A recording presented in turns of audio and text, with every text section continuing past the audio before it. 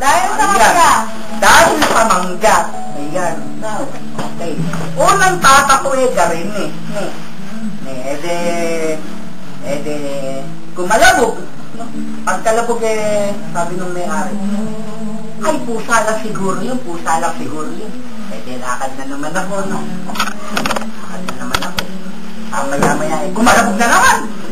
Sabi nung may-ari, utang na naman pusa yun. Ay, pero pusa lang yun. Lakad na naman yung may-ari, ano?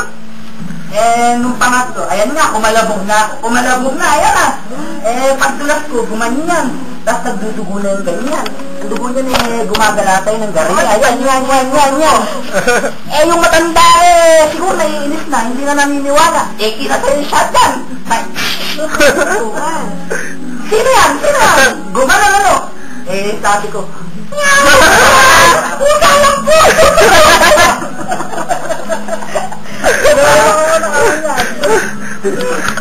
Pusa lang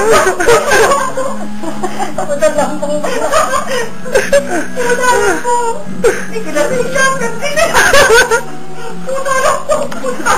Tapos lumaso. Tinanong asawa na daw, sasanan daw.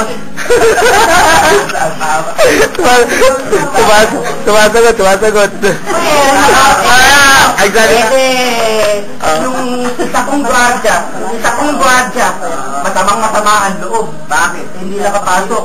The following day, pumasok. Sabi, sir, tatakbilan ako ng asawa ko. Saan mo nga nasabi? Isang araw, nakitaan ko ng martilyo sa loob, sa ilalim ng kama. Ibig sabihin, kalapintero. Makampungan. Ganun ba? Na kamo, no?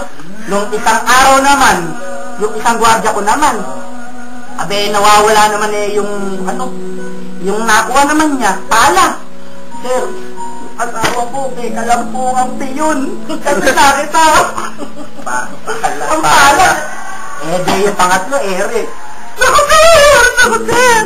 Alam mo ba yung asawa ko? May kalampungang kabayo! Nakakatawa ka ako! Kasi may nakita ko sinetis